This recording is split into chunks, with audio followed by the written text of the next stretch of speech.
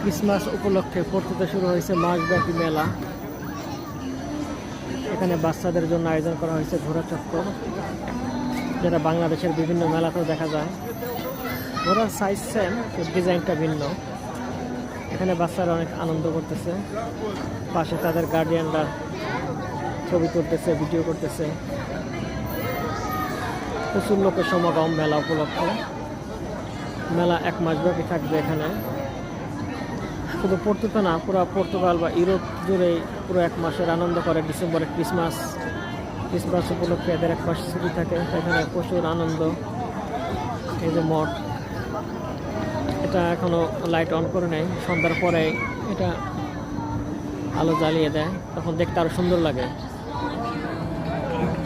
এখানে যে দীর্ঘ লাইন, এরা এখান থেকে টিকিট কাটতেছে।